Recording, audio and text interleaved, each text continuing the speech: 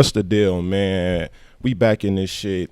Hit him up, DJ Sir Tyson. You know, we got another Compton guest coming through this motherfucker. You feel me? You know, we got to show some love.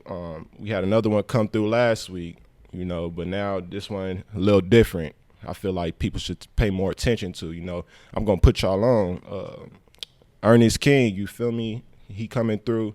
He going to talk to us about what he got coming and everything, man. What's good with you? Same old, bro. What's good with you? For sure. Chilling. You know, first of all, I see you dropped a new video recently for Money Fetish. Yeah, you know that was fun. Talk about that a little bit. Shit, Money Fetish. That's one of the tracks off the tape. One of them, I feel like it was just like one of them songs I made when I just felt like I was just kind of like bragging, but I was really bragging about like some grind type shit, like some work, basically. Just, you know what I mean, like just young nigga hustle, shit like that. So I wanted to shoot that video and try to bring that to life, but I wanted to put like a little twist on there, a little, you know what I mean, just a little creative art on it, I guess. Yeah, like using the cleaners and shit. Yeah. So you ever seen Paid in Full? Yeah, that's what I got out of it. So yeah, that was the vibe for that. So we went with that, and then brought in Donnie Dimes. I don't know if you're familiar with Donnie. Yeah, I heard Donnie. Yeah, we brought in him just to kind of put his showmanship on it. He came in and ad-libbed that whole thing and made it easier for me, and I just put my little touch on it. And, yeah, we shot that. Yeah. But yeah, that was fun though. So I noticed like usually, you feel me, I see like Tevo do a lot of your videos too. Tevo. So. I know you be on a different route sometimes. You know, like talk about how important your video production is, because I know you be having like dope videos no matter who you decide to go with. You know what I'm saying? Like, shit. I mean, visuals is, you know, the second best thing to the music, and then really just when I think about videos, I just try to dive in, and it really just maximizing my opportunity with that song, because you really only get that one chance. But shit, working with Tevo was easy because he just creative as hell, and then working with Joel Nifty World, he's solid, and then yeah, both of them niggas, basically them the only two niggas I basically fuck with, and yeah, just working with them is just easy because they put their touch on it, I put my touch on it, and they kind of understand the music, they understand my lane, so it just worked well together. So I know like on this Authentic For Real, it's like more like, it's like what they call it, sequels or some shit. Like you got like sequels. Yeah, you know what I'm saying? Like, two, so you three, drop like this is like your fourth one, right? Yeah, this is the fourth. I mean, I guess you could say the fourth. The fourth really was the EP. I dropped that on my birthday, like early January this year. Yeah. I'm like, nigga, what's up? I was waiting on the Deluxe. What's up, so man? I just put a Deluxe on. I just put a Deluxe on the Authentic Forever Deluxe, and then added a couple of features. We really added like 2 features, and then kept the original tracks and then added some more vibes on it. But yeah, okay, that's what that is.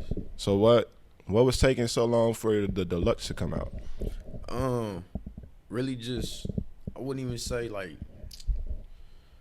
I really was just, I wouldn't say, I was fine-tuning my music, but at the same time I was making all them songs at different time periods. So it was like at one point I may make one track and I may not record or make another track until another week or two later, and I got a whole nother vibe, a whole nother, you know what I mean, take on it.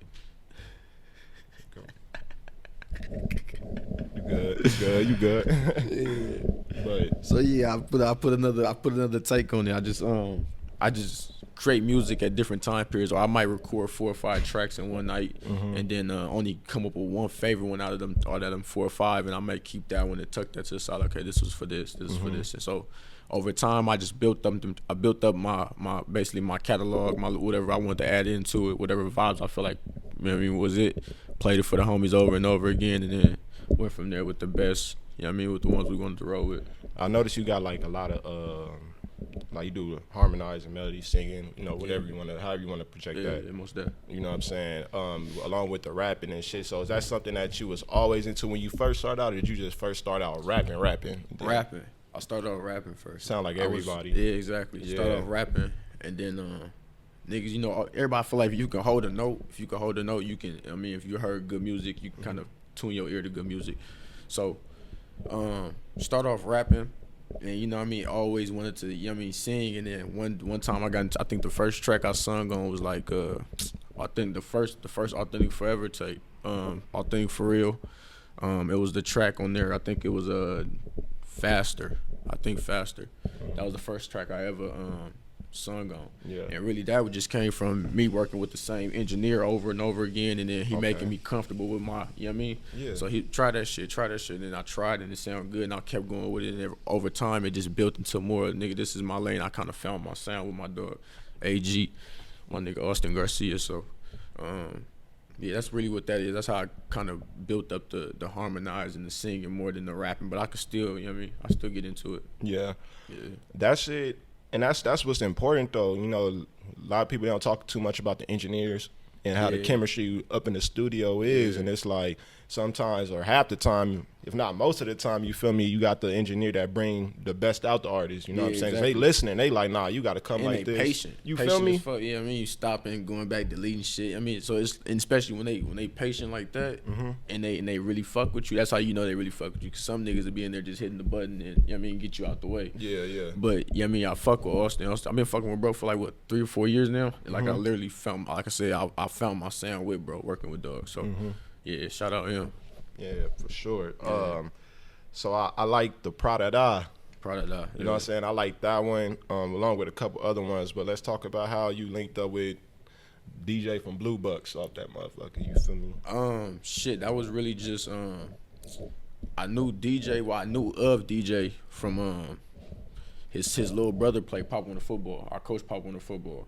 So we used to coach, and DJ was actually a coach too. But the nigga showed up whenever the nigga wanted to. Like, you know what I mean? Like, the nigga come to the games on the Saturday and they ain't showed up to no practices, be out there. You know what I mean? But he knew him from that, and then found out the nigga was rapping probably like after that football season, and I already was locked in with Tevo, working with Tevo, and then yeah, that's kind of how I knew of DJ, and then from then he just been a solid nigga, and then just over time just being a fan of what them niggas created, and then coming up with the right opportunity. I found the track. I'm like, damn, who sound hard on this? And all the homies is like, man, you got to put somebody that, you know, some flavor on that motherfucker. I'm like, let me hit this nigga DJ. Hit DJ. He heard it. It was hard. Got on it. It was easy like that. Yeah, easy. That shit. So is that a name that you came up with, Prada, or is that some shit like you just like thought of, or? Hey, to be honest, I don't know. I feel like I'm the first nigga to say Prada. Yeah, like I ain't never heard that shit before. I ain't heard it. I was in the studio rapping, and I was thinking like, now I want to say Prada pushing European pedals. So it's like, nigga just sounded more, you know what I mean, Prada. Yeah. Prada. But yeah, I think I'm the first nigga. I am the first nigga to say Prada for sure. Yeah, I 100%. think so too. Yeah, I think 100%. you got that stamp for sure. Yeah. But yeah, that's how we came up with that. That was hard though. For sure, cause like that song off the project, that's one that's, you know, got more like the LA vibe to it. You know what I'm saying? Yeah, for sure. Like your whole project got different sounds, which I like. You know what I'm saying? And then you got that one. That shit like a slapper. You feel me? Like just one of them. And you know what I'm saying? That was a good feature. Everybody know that's a good feature. Yeah, you for feel sure, me? for Like sure. so, like the fact that you was able to get that one in, that shit dope as fuck. You feel me? Yeah. Shout out DJ. On everything. Keep that shit up. So like, what's your process when it comes to dropping music? You know, like some people they drop a lot, you know, or they overthink shit when it come to dropping music. You feel me? Like, what's your process like? Shit, really, like,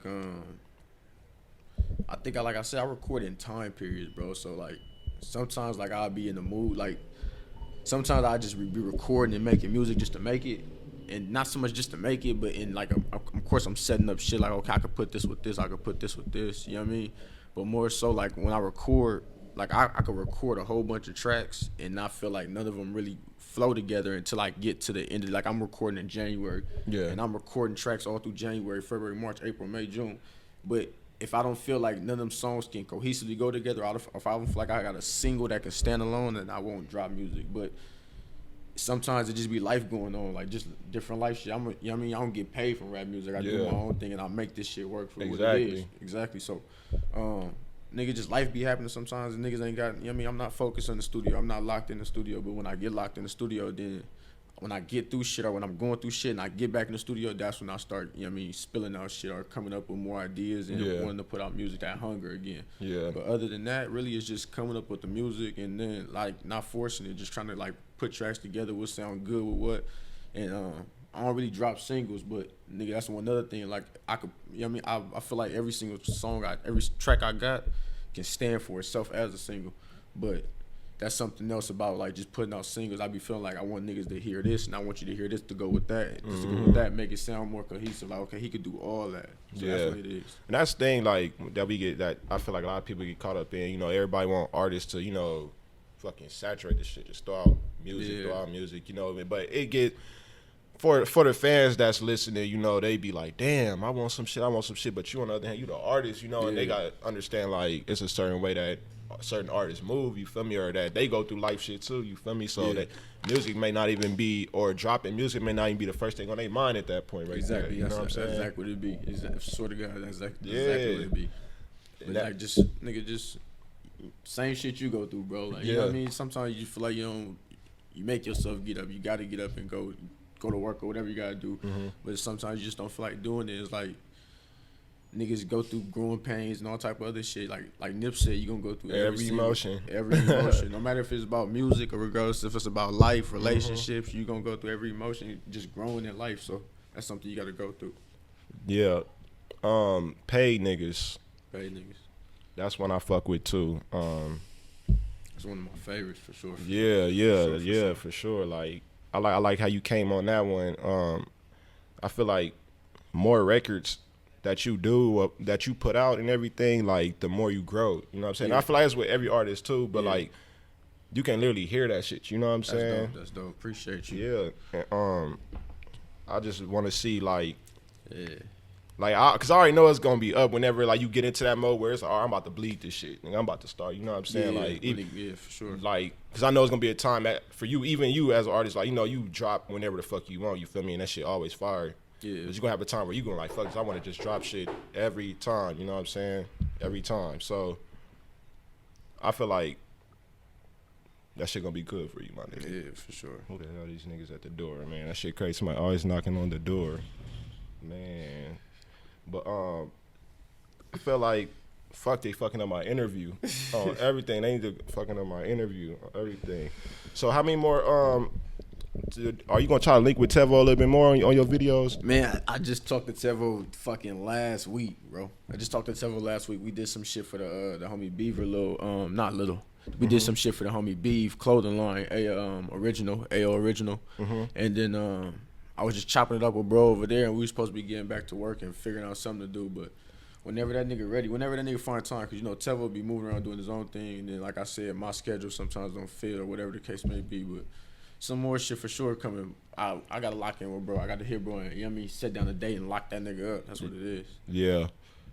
Dude, so when it comes to like making music, do you feel like it's necessary for you to make music towards the ladies? Or is that something that you just already like just embedded in you, or that's something that you try to do intentionally? I think that's from a kid, bro. I think, bro, I'm telling y'all, growing up, nigga knew all the words to, I can't remember them now, but like fucking Chris Brown and them niggas had, like, I mean, them R&B in the fucking around R&B in the early 2000s when the nigga was in the, like, middle school, elementary. That was like the hottest thing. So I think that's where that kind of singing and like the women, you know what I mean? I think that's where that come from. Chris Brown was going crazy back then. Chris, Usher. That's when every R&B artist you got, them niggas is top, nigga. The groups from all that shit. So yeah.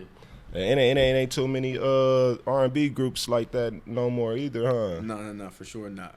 But I think that's where the singing and that come from. But at the same time, women make music move, bro. So, like, you know what I mean? Your girl will hop in the car, she'll play her playlist and put you on shit. You ain't gonna tell her shit. Yo, every day niggas gonna be telling them that. But, you know what I mean? Where you hear that from? Where you learn that from? So, it's like shit like that. So, women make music, they make music move for sure. They tell their friends and shit like that. You know what I mean? That shit crazy, though. Because, like, shit, I mean, they say pussy make the world go round. Like, and I be thinking about, like, niggas don't even pull up to a party if the females ain't even there. You feel me? I'm not going in there. What's up with you niggas? Bro, what? I ain't fucking with y'all. Hey, they really be setting the tone for shit, though. You gotta shout them out on everything. Yeah. Like, they spend money on music, too. Women, for sure. They gonna support you before your homies do. Yeah. Believe it or not, like, for 100%.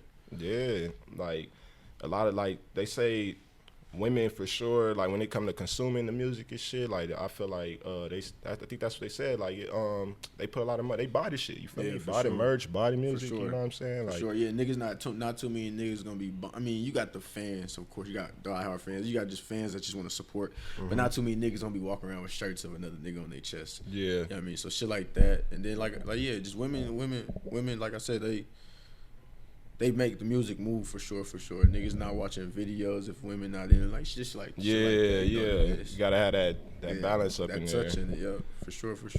Yeah.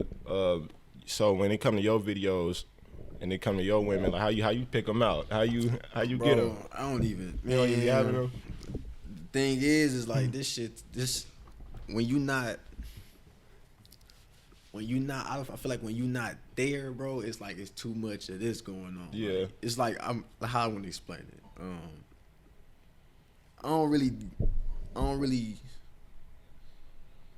don't even know how to explain it, bro. But like just in general, when it comes from girls in music videos, like it's just whatever that vibe feel like. Yeah. But then it's hard putting girls. That's what I was thinking of. It's hard putting girls in videos because just certain messages get portrayed. Yeah. Or just certain other shit. Like so, I mean, and especially when you dealing with it, when you in a situation, it's kind of, you know what I mean? Yeah, tricky and shit. Exactly.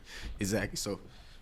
For the most part, a nigga been in a situation, so it's kind of like difficult putting different females in different videos and coming up with that. But over time, it'll make sense. You know what I mean? It's business at the end of the day. So do you ever see yourself venturing out? Like what? Matter of fact, I know you do actually, because everybody does. So like, I should ask, what spaces do you see yourself venturing out when you want to venture out, like outside of rapping and music and shit like that? Or it could still be in the music. It could just be something else, like, you know, directing music videos and shit like that. You know Everything, directing videos for sure. I'm that'll be dope, something like that. But just bro, I feel like everything under the sun, bro. I feel like everything that you could put your mind to, or you could put your energy into, that you really believe in. Once you got that motor, that bag basically behind you, it's a wrap, bro. But for the most part, like something I really want to do is like man, I'm more of like not even business, bro. I just want to more so like give opportunity. So I want to I coach pop in football. So for sure I want to get my own football league or partner up with a football league and have shit like that. Yeah, bro, and just like really just I don't know, opportunity, bro. Opportunity like studios. I remember it was hard for me to get studio time. So like giving out like studio times and setting up shit for like that would be dope as fuck. Yeah. But like business wise, like I want to get under. You want, of course, if everything that touch you, I mean everything that you feel like you could touch that really that you fuck with, get on it. You know what I mean? Especially if it's good money involved. But yeah, other than that, niggas more so like when I get there, I want to be able to give. I want to be able to create opportunity. So then them niggas can create that revenue for themselves. You get me? So shit like that. Hell yeah, cause like when I was rapping, like I know studio time, and that was a thing. That's what people be realizing too. Like that shit is expensive as hell. Yeah, for sure. When especially when you doing this shit all independent. By yourself, paying every single bill, every studio session, nigga, and I get the hookup, nigga. I'm paying damn near $260 every studio session, going to the studio 3 times a week. Like, yeah, that's expensive, bro. Yeah. So it's like shit like that, bro. So yeah, and I'm getting the hookup. So you got niggas that can't even, you know what I mean, get that type of deal, or you got niggas that, you know what I mean, gotta don't really have the engineer locked in like that, so they gotta get it done here, record here, and then get it done somewhere else. So they still spending more money, but it's like different shit. But how you like your studio when you recording? It's a home vibe, bro. It's a home vibe. So really, like that shit is just comfortable. I mean, I can record in a big studio, I can record in a regular studio, but that home vibe different. Is way different. Yeah. Way different. But yeah, I be nigga just like this engineer right here. I'm with the mic and we doing it, nigga, bar by bar. He punching whatever case may be. I might have it written all the way out, or for the most part, most of my shit been like bar by bar. So it's just really just taking that time and bar by bar putting it together. But yeah, just home studio, like literally just swear to God, just like this. Yeah, something cool. Yeah, some weed, some fucking water. Yeah, food, snacks, shit like that. Shit regular, you feel me? Get the best out of that shit. 100%. Cause like a lot of times you try to do something different, you're not gonna get the best out of that session. You feel me? Yeah. Like. Nah, first I feel it, nigga. Every time I'm in like maybe it's just because I record in one studio so much, but every time like I'm in like a different studio, bro, it depends like what like I don't know, bro. A nigga just be brain dead. I don't even feel like recording. I don't know. It's just something about that. It's just something about the vibe. No matter of fact, I ain't gonna say that. I'm gonna say when there's a lot of people in the studio.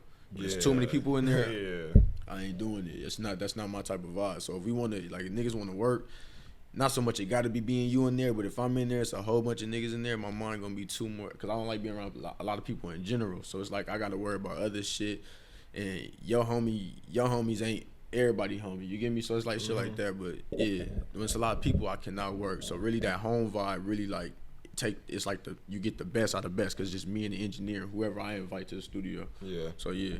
So you ever like seek out feedback from people? Yeah, everybody.